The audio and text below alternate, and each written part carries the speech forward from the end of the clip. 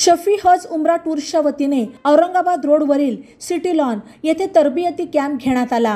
यामध्ये सुमारे 102 हज यात्रेकरू सहभागी झाले। या कॅम्पमध्ये हाफिज अब्रार आणि शफी हज टूर्सचे संचालक हाजी आलम शफी खान आणि हाजी फैज आलम यांनी हज यात्रेकरूंना मार्गदर्शन केले।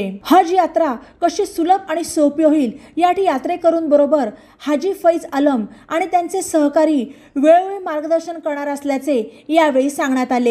या टूर्स मार्फत जाणाऱ्या हज यात्रेकरूंची राहण्याची आणि जेवणाची सोय मक्का मदिना येथे जवळच असल्याने यात्रेकरूंची एक प्रकारे चांगली सोय झाली आहे। लवकरच हज यात्रेकरूंना घेऊन मक्का मदिना येथे जाणार असल्याचे सांगण्यात आले। यावेळी हज यात्रेस जाणाऱ्या यात्रेकरूंना शफी टूर्स तर्फे मोठी प्रवासी बॅग आणि इतर भेटवस्तू देण्यात आल्या। यातील पहिली तुकडी 1 जून रोजी मुंबई येथून रवाना होत आहे। त्यांच्या सोबत टूर्सचे फैज आलम आणि त्यांचे सहकारी रवाना होत असल्याची माहिती देऊन शुभेच्छा देण्यात आल्या।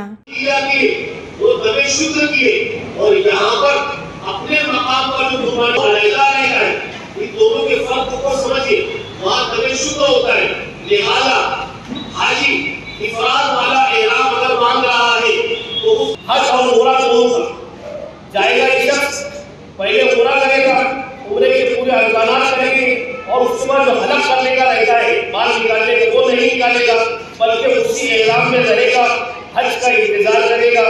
हज के दिन आएंगे तो उसी एहराम के साथ जो हज करना, ऐसा हज किराम कहलाता है। ऐसे शख्स ने जिसमें कुर्बानी बाजी। तीसरा हज तमत्तो है, यानी हाजी जब यहाँ से जाता है तो वो तमत्तो का एहराम बांधता है कि मैं जाऊंगा। तो ऐसा हाजी हज करने वाला ऐसे हज को हज तमत्तो कहते हैं। हज तमत्तो करने वाले के जिम्मे भी कुर्बानी वाजिब है। तो कुर्बानी वाजिब है और हज इफराद करने वाला जो हाजी होता है कि वो अपने मकाम से ही हज का एहराम बांधकर निकलता है। ऐसा शख्स मुफरीद कहलाता है क्योंकि उसने इफराद समझ रहे हैं। हज की 3 किस्में, हज इफराद, हज क़िरान, हज तमत्तु। अस्सलाम वालेकुम व रहमतुल्लाहि व बरकातुहू। शफी हज एंड उमरा टूर्स की जानिब से जाने वाले जितने हुज्जाज इकराम हैं उनकी ट्रेनिंग, उनका तरबियती कैंप आज रखा गया था हमारे अहमदनगर में सिटी लॉन। उसका प्रोग्राम आज रखते हैं हर साल की तरह, इस साल भी रखे थे। हमारे टूर के साथ जो जाने वाले हाजी हैं उनके लिए ख़ास तौर से हम लोग तरबियती कैंप रखते हैं कि जो हाजी हमारे साथ जा रहा है उसको अरकान की अदायगी में कोई तकलीफ़ ना हो, इसलिए हम पहले से ही उनको हर चीज़ के बारे में मालूमात देते हैं। हमारे यहाँ पर जो हमारे स्कॉलर हैं, इसका इस्लामिक स्कॉलर, वो हज के बारे में तरबियती कैंप के अंदर हर चीज़ के बारे में खुलासेवार तफसीलवार हर चीज़ बताते हैं। तो वो प्रोग्राम आज हमारा यहाँ पर था 15 मई को।